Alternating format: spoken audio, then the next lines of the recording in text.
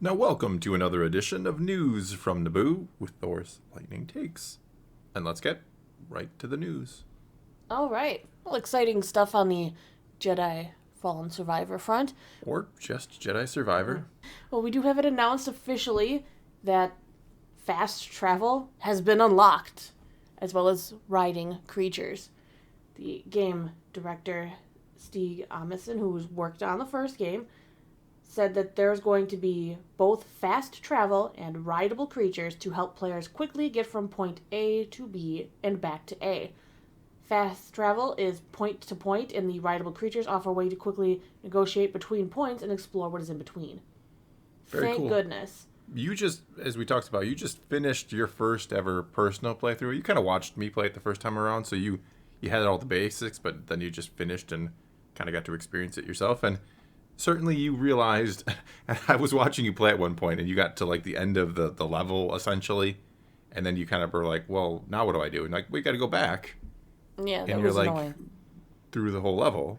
Yes, through the whole level. That's why I very rarely meditated and did the Yeah, well, there were respawn, because it was getting really annoying. oftentimes shortcuts, but even still, it was almost like they were trying to double dip in terms of like, here, you go through the level, and then we're going to have more obstacles for you on the way back. Kind of trying to make the level seem even longer. That was in a way. my Or biggest, planet, yeah, if you prefer. it felt like they were stretching the game out with all that double dipping. Yeah. The fact that I'd go to a planet, I would do what they're supposed to do there, run all the way back, and be like, oh, I'm going to have to go back to this planet like 3 or 4 times because I'm going to get new force powers, and I have to go back because there's new collectibles to go Have with. to, not exact. You don't have to. That's not maybe the...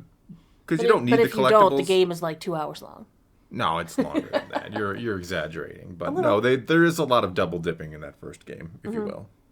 But fast travel with the creatures and other methods with the point and move around sounds super exciting and rewarding as a player. If I want to just go back to a planet to look for something I may have missed and I think I know where it is, I'd like to be able to just teleport into that area and start looking. Rather than, well, I came back here, there's no missions here. Now I gotta run all the way there, run all the way back. It's a hassle. It makes you not want to go back and collect something because I don't want to go waste all that time. Yeah, you don't want to waste your time just running. I think a lot of games have figured that out. With fast travel doesn't always feel the most realistic thing in a game, but at the same time, I'll take that over just aimlessly spending 5 minutes doing nothing. Absolutely. Another interesting thing is, I saw it this morning. IGN got an exclusive look in the first 9 minutes of gameplay. It may not be the first 9 minutes of the game, but it is 9 minutes of early game gameplay. That's pretty much first to level-ish, right? No, because First they planet lead into it saying that Cal has just failed an important mission or something and crashed. and crashed. We may then get to see what that important mission was and fail it ourselves and then see the crash. But we got to see him go to a new planet, Could Coda. it potentially be the book? Could Would be. they make the book that big? I mean, I'm not saying they're going to throw you in blind. They may recap the book and have that be the mission It'll be like he a fails. cutscene. Potentially. I mean, I don't know.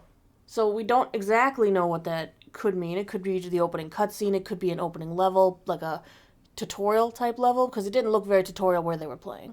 Well, he did learn how to do the wall jumping thing. We did see that in there, where you jump from wall to wall. You know, the wall jump.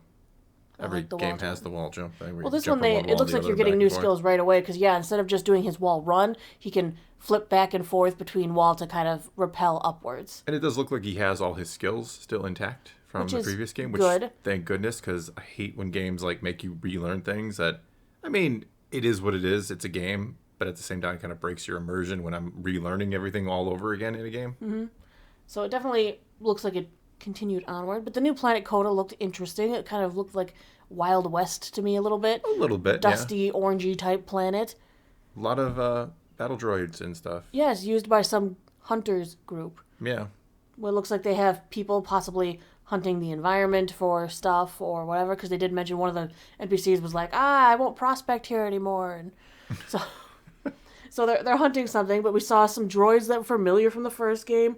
The big burly hunter-y looking droid. We got the B1 battle droids, Yep. commando droids, Commando droids were cool, yeah. and B2s.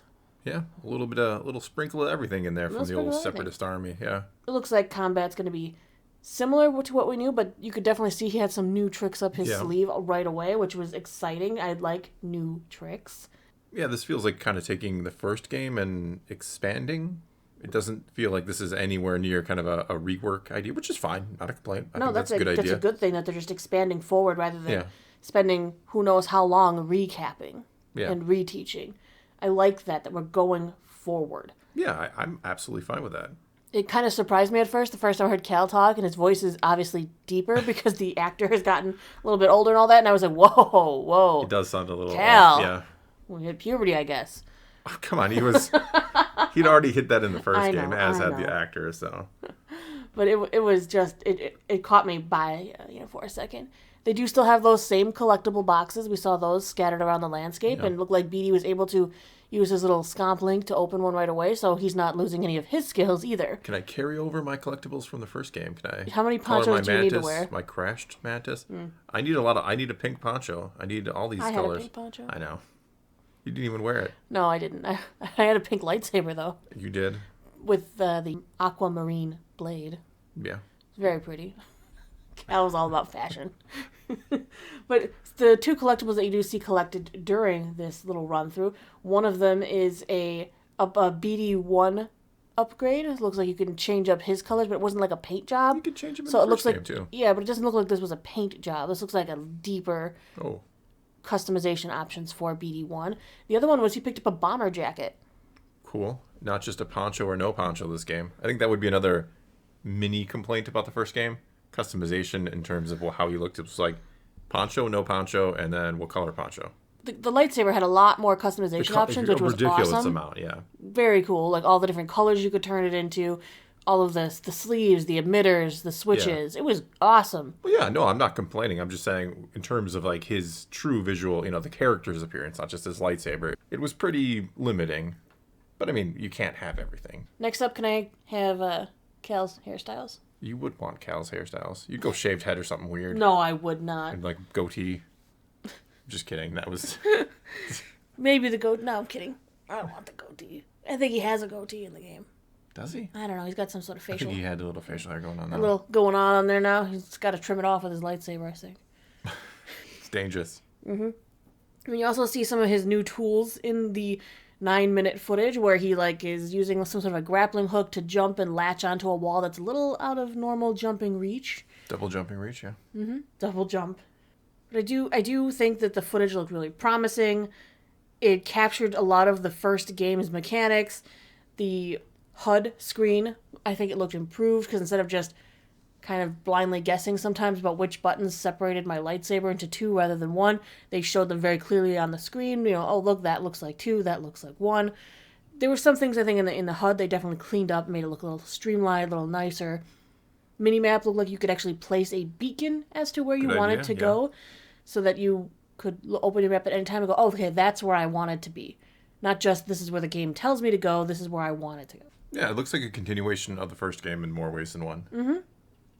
Can't wait to get this game in our hands and actually play it for ourselves. You have to wait a little longer, though. It's okay. April 28th. Yeah, at this point, they could have just waited for May the 4th for me, and I'd be okay. I'm We kidding. got Visions that day. I'm kidding. We'll be watching Visions that day. Yeah. It'll take us a half hour. So one thing you kind of questioned, I think, was the end of the first game to move into a little bit of aggressive negotiations almost, depending on how you felt about it. Or ramble, because that's what you do. Yeah, So I what do you- was wondering, was it a good idea or not for him to destroy the holocron? What do you think? I think it might have been a poor choice. Ooh.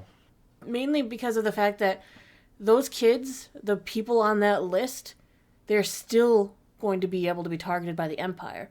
And now he's lost the ability to go and get to them first and help. To help them go into hiding, to let them know what they are, what they might be going through, in case they, manifest force powers. Because usually people who have force powers, they manifest them somehow. Yeah, it's all a matter of, do we think the Empire is going to find them anyway? Right.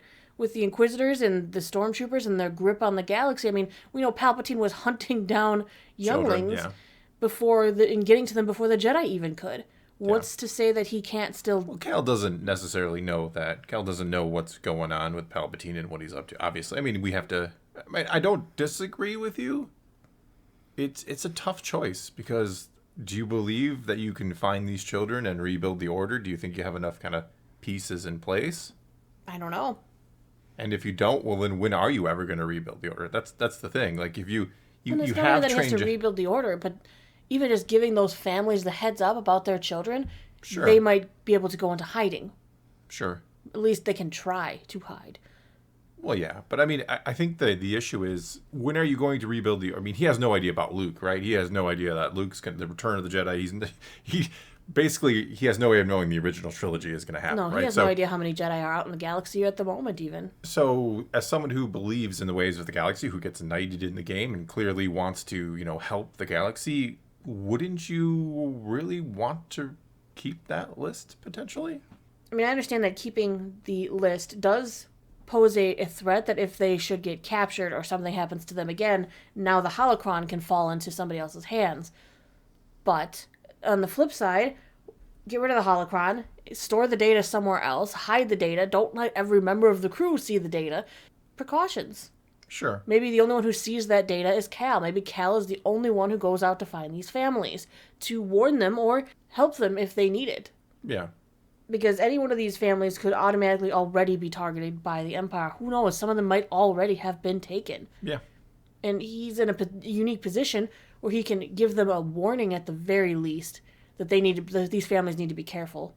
Yeah, I agree with you, but I guess my point is the end game goal is going to be to restore the Jedi Order. Right. Okay. So the longer you wait, the harder that's going to be, because you have to figure, if you're Cal, you've now found another Jedi. There's going to be other Jedi out there still surviving. You would think the goal would be to try to find as many Jedi as you can, keep that list, and perhaps in the shadows start training a new generation of Jedi, and hopefully in time. Mm-hmm. Because again, we don't know about Luke. I mean, he doesn't know Luke. He doesn't know everything's going to go right.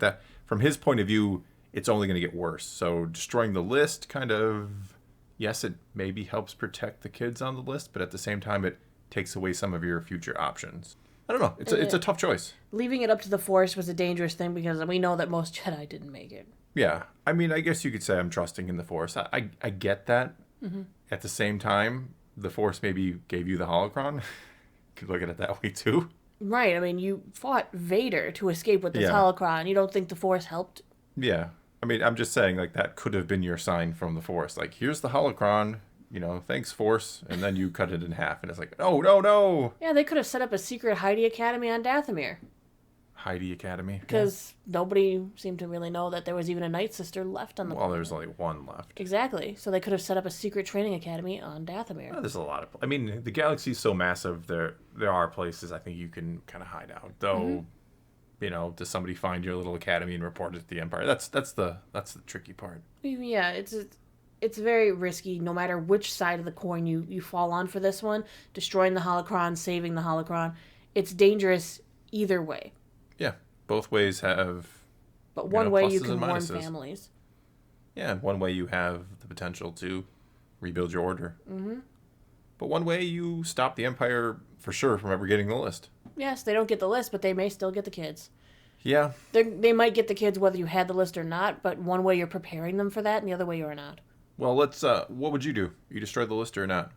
You're Cal Kestis. Or if the prompt comes up on the screen, destroy holocron or not, what do you do? No, I don't destroy it.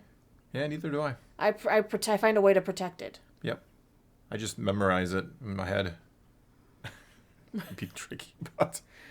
Only look at one name at a time, and then sequester it away somewhere where no one can find it. Don't leave any clues and breadcrumbs like Cordova did to how to find a list. Fair point, yes. Mm-hmm. But no, I don't destroy it. All right, well, I think that's going to be all we got for you this time, so it's now your turn to take to the comments below and tell us, if that prompt comes up at the end of Jedi Fallen Order, do you destroy it or do you keep the holocron intact? And tell us what you thought of that game footage. Yeah, tell us how excited are you or are you not for Jedi Survivor or Fallen Survivor if you prefer. Whatever the case may be, take to the comments below. Let's talk some Star Wars, and until next time, thanks for watching.